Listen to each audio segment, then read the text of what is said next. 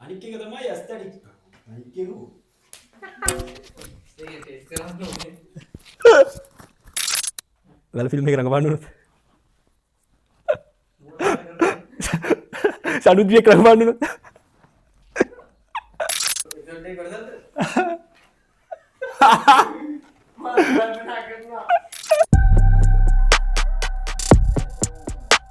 ඉතින් අයිබෝවන් මම මහිම ජයවර්ධන මේ channel එකේ පළවෙනි වීඩියෝ එක. මම ගොඩක් දේවල් කතා කරන්න තමයි මේ channel එක හැදුවේ. එකක් කියලා නෑ මට හම්බෙන හැම දෙයක්ම මම මේකේ කතා කරනවා. හැබැයි වැඩිපුරම මට ටච් වෙන්නේ ෆිල්ම් ආර්ට් වගේ පැත්ත. මොකද මම කැලණිය විශ්වවිද්‍යාලයේ සිනමා හා රූපවාහිනී අධ්‍යයන අංශයේ හදාරන විද්‍යාර්ථී. ෆිල්ම් සයිඩ් එකෙන් පොඩි පොඩි වැඩ ටිකක් කරනවා. ඊට අමතරව තව ෆිල්ම් බලනවා මම ප්‍රොඩක්ෂන් පැත්තෙන් පොඩි පොඩි වැඩ ටිකක් කරනවා. ඒවත් එක්ක මට එන්නේ අත්දැකීම් මම ඉගෙන ගන්න දේවල් මේ විදිහට channel එකක් හදලා ඔයාලට දෙන්න මම හිතුවා. මට පහුගිය දවසක මෝඩ තරිඳුගේ ප්‍රීමියර් එකට යන්න අවස්ථාවක් හම්බුණා. මෝඩ තරිඳු කියන්නේ එන කොමන් නම. තරිඳු කියන්නේ සෑහෙන කොමන් නම. හරි. ඒ කියන්නේ හන්දෙත් ඇති තරිඳු කෙනෙක් හොයාගන්න. මම හිතන්නේ දුවන ෆිල්ම් එකකට දාන්න සුපිරි නම. තිසරිම්බුලාන සුපිරි වැඩක් කරලා තියෙනවා. මෝඩ තරිඳු තමයි වැඩේ නම. තිසරිම්බුලාන ගැන කතා කරොත් තිසරිම්බුලානගේ පළවෙනි සිනමා පටය නිනෝ ලයිව් සිනමා පටය දිව්වේ නෑ ඇත්තටම. ඒ කියන්නේ ෆිල්ම් හෝල් දෙක තුනක වගේ තමයි මට මතක විදිහට නිනෝ ලයිව් එක දිව්වේ. ඒක ටිකක් ෆේල් කියන්නත් බෑ. සාමාන්‍ය ලෙවල් එකකට තියෙන හොඳ ප්ලොට් එකක් තියෙන කතාවක්. ඒකේ තියෙන්නේ ස්ටුඩියෝ එකක් ඇතුලේ හැදිච්ච ළමෙක් ලොකු වෙලා ස්ටුඩියෝ එකෙන් එළියට එන්න හදන පොඩි සීන් එකක් තමයි තියෙන්නේ. තාත්තගේ පොඩි සීන් එකක් තියෙනවා. තාත්තා හිර කරගෙන තියාගෙන ඉන්න.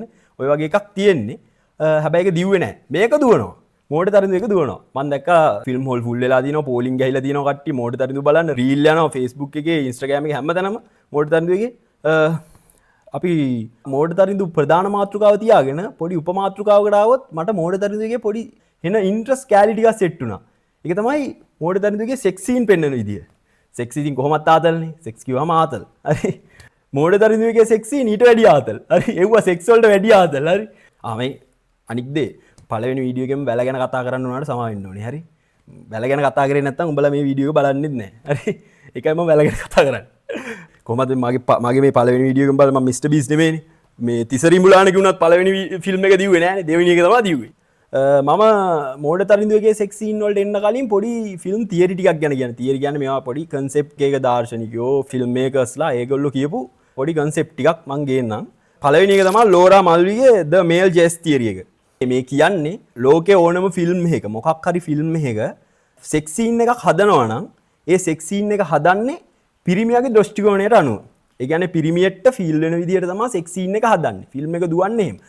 ගෑණිට ෆීල් වෙන විදිහට ඇඩල්ට්ස් කන්ටෙන්ට් හැදෙනවා. හරි. සාමාන්‍යයෙන් ගෑනු මූලික ෆිල්ම් එකක් හැදුවොත් ඔය ගෑණියට ෆීල් වෙන විදිහට සෙක්ස් සීන් එක හදයි. මම කියන්නේ නෝමල් සාමාන්‍ය හදන ෆිල්ම් වල සාමාන්‍ය ඔය එක එක කැටගරි තියෙන හොරර් වේවා එහෙම නැත්නම් ත්‍රිලර් වේවා ඔය හැම එකකම පොඩි සෙක්ස් සීන් එකක් හරි තිබ්බොත් ඒක හදන්නේ පිරිමියාට ෆීල් වෙන විදිහට. ඒ කියන්නේ පිරිමියා එක දැකලා එයාගේ අවශ්‍ය දේවල් ප්‍රාණවත් කරගන්න විදිහට තමයි ඒක හදන්නේ. කියනවා මම මේක කියන්නේ හේතුව මෝඩ තරිඳු එකේ සාමාන්‍ය ෆිල්ම් එකක් විදිහටම සෙක්ස් සීන් එක හදලා තියෙන්නේ පිරිමි කෙනෙක්ට ෆීල් වෙන විදිහට තමයි. අනිත් එක තමයි ඇස්තටික්සේෂන්. මේක සරලයි. සෞන්දර්යීකරණය කරනවා කියලා කියන්නේ ඕක තමයි. සෞන්දර්යීකරණය කරනවා කියන්නේ සාමාන්‍යයෙන් එන යථාර්ථවාදී දෙයක් පොඩි ආර්ට් ෆෝම් එකකට කියනවා. හිතන්නකෝ ඔයා උදේ තේක බොන තේක හදන එක් කියලා උදේ නැගිටලා තේ බොන්න තේ හදනවා. ඒක එන කම්මැලි යථාර්ථවාදී දෙයක්නේ. ඒක පොඩි ආර්ට් ෆෝම් එකකට දෙනවා පොඩි කැමරා ඇන්ගල් ටිකක් අල්ලලා මියුසික් එකක් එකට ඇඩ් කරලා ඒක දාන විදිය අර තේ යාරේ ඔය සීන් එකෙන් පොඩි ආර්ට් කැලලකට දෙනවා. අන්න ඒක සෞන්දර්යීකරණය කරනවා කියලා කියනවා. කොහොමත් ලෝකෙ බිහි වෙන හැම ෆිල්ම් එකක්ම හැම ආර්ට් එකක්ම සෞන්දර්යීකරණය වෙච්ච දෙයක් තමයි. يعني යථාර්ථවාදී දෙයක් සෞන්දර්යීකරණය වෙලා තමයි ආර්ට් එකක් විදියට හැදෙන්නේ. එතකොට මේ මෝඩ තරිඳු ෆිල්ම් එකටත් ඒක අදාළයි. තිසරිම්බුලාන ඒක දාන්න දෙන ඒක හැම ඩිරෙක්ටර් කෙනෙක්ම කරන දෙයක්. ඕනම කමර්ෂල් ෆිල්ම් එකක් වගේ ඕනම කෙනෙක්. ඉතින් මේක ඒකක් තියෙනවා. ඒකින්ද මම පොඩි මතක් කිරීමක් කරා ඒක ගැන. තව පොඩි මනෝවිද්‍යාත්මක තියරි එකක් තියෙනවා.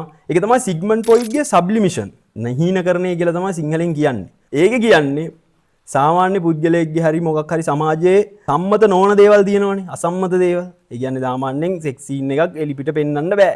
හරිද? තිසරිම්බුලාන බැරි වෙලාවත් සෙක්ස් සීන් එක ඔය මොකක් හරි යාට හිතිච්ච ආර්ට් ෆෝම් එකකට ගෙනන්න නැතුව අමුයෙන් පෙන්නුවොත් මෝඩ තරිඳු කියන බෝඩ් එක එහා පැත්තෙන් 18+ කියලා ගහන්න වෙනවා.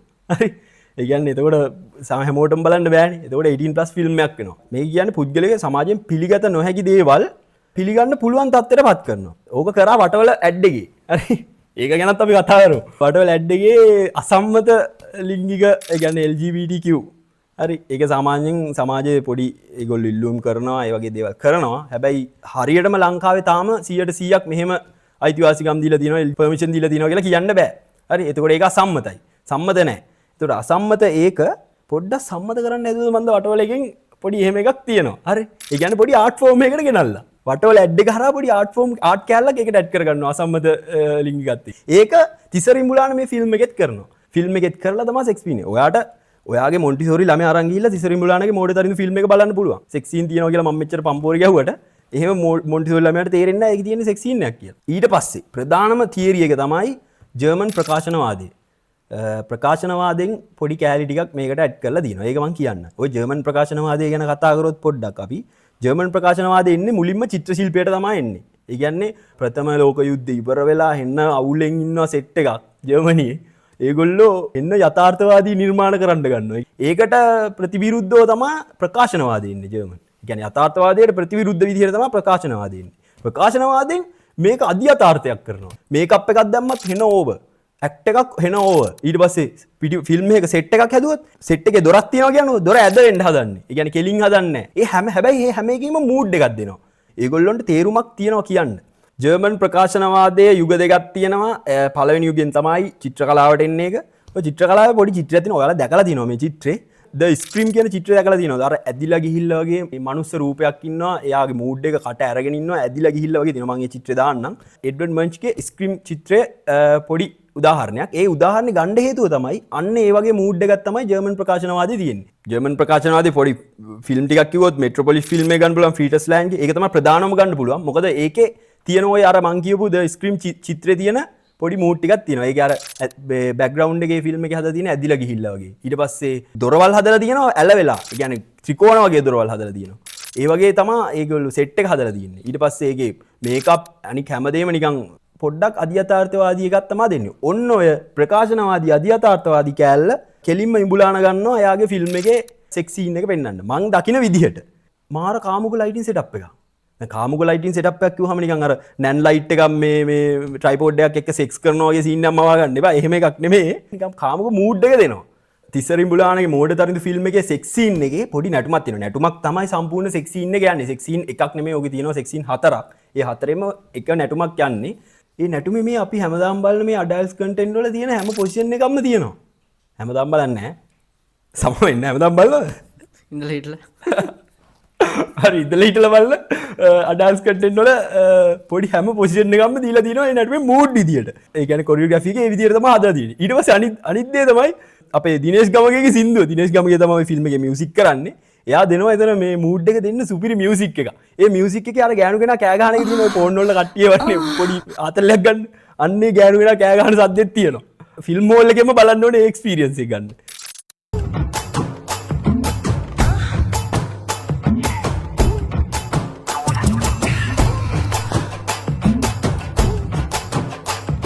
එහෙම පොඩි ප්‍රකාශනවාදී නිකන් අර අධ්‍යතාර්ථවාදී කෑල්ලක් දීලා තියෙනවා. එතන ලයිටින් සෙටප් මේවා කරලා පොඩි නිකන් එතන තියෙනවා නිකන් ස්ටේජ් ඩ්‍රාමා ගතියක් තියෙනවා. කොහොමත් ස්ටේජ් ඩ්‍රාමා කියන එකෙන් තමයි ෆිල්ම් එන්නේ.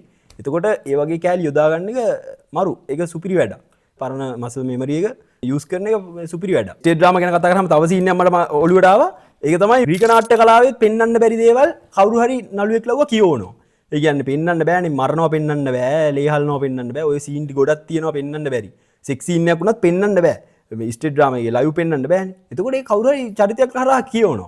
ඒ වගේ ප්‍රකාශනයක් තමයි මෙතනක් තියෙන්නේ තිසරිම්බුලාන ප්‍රකාශනවාදය. ඔය මං ඉස්සල්ලා ගියපු තියරි ටික යොදාගෙන හෝ යා දැනුවත්භාවයෙන් හෝ නොදැනුවත්භාවයෙන් ඒ විදියට කරලා තියෙනවා. හැබැයි මේ තියරි වලට මේක කැටගරි කරලා දාන්න පුළුවන් සම්භාවිතාවයක් තියෙනවා. මම ෆිල්ම් හෝල් එකේ ඉඳගෙන මම පළවෙනියට බලාගෙන යනකොට ෆිල්ම් එක එකපාරට නැටුමක් නටන්න ගත්තා. නළුව දෙන්නේ කම්මඩ සිරි මේ මොකද්ද වගේ එකක් හිතුණා. හැබැයි පස්සේ බලනකොට අම්මට ඒක ආතල් නේද වගේ එකක් හිතුණා. මම මේ ෆිල්ම් එක ගිහිල්ලා බලන්න කියන්නේ ඕක ප්‍රධාන හේතුව. හරි ප්‍රධාන නෙමෙයි ඕක උප හේතුව.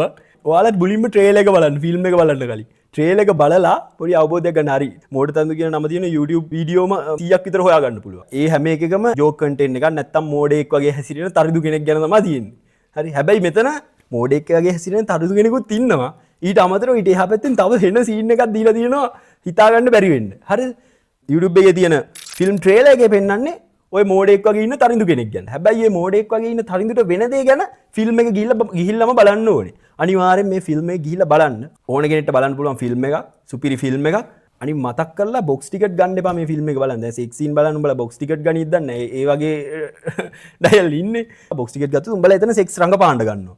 ඒකින්ද මේ 16 බලන්න වෙන්නේ නැහැ, මෝඩ තරිඳු බලන්න වෙන්නේ නැහැ. මං කියන්නේ ODI එකක් අරගෙන එහා පැත්තෙන් පොප්කෝර්න් එකකුත් තියාගෙන සුපිරියට ෆිල්ම් එක ඉඳගෙන බලන්න. කොහොමත් ෆිල්ම් එකක් කියන දෙයක් හෝල් එකෙන් ගිහිල්ලා බලන එක තමයි හොඳ. ඒකට හේතුව මේ ෆිල්ම් ඉන්ඩස්ට්‍රිය දිගට පවතින්න ඕන නම් ඒකට ප්‍රොෆිට් ඕනේ. ඒතකොට ඔය හෝල් වල තමයි මේ ෆිල්ම් පෙන්වන්නේ.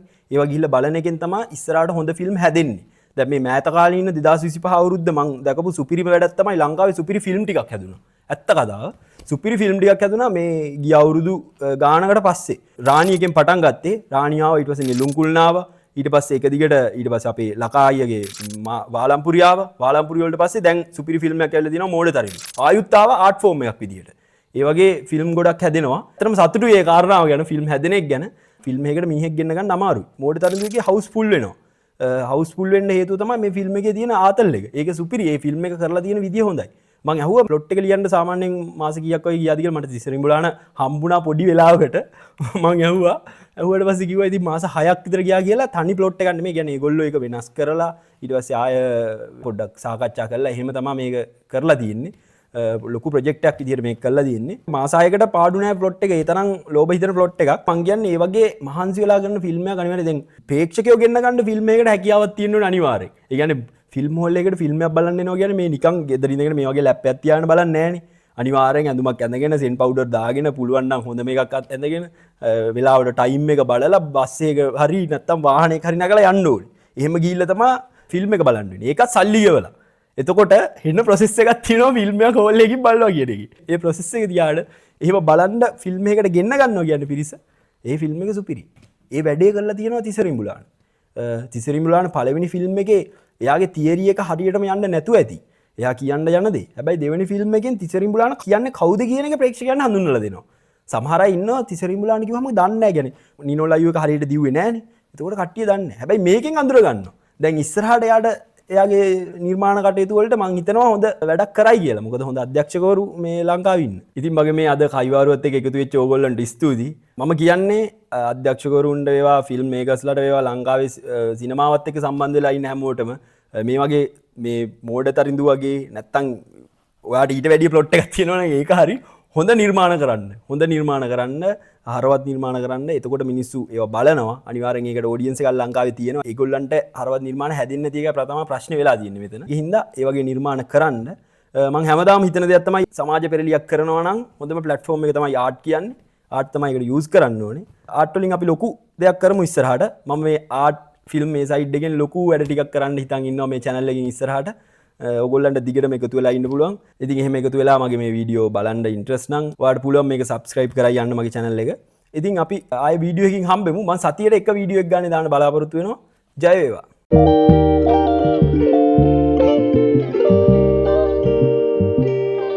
Thank you.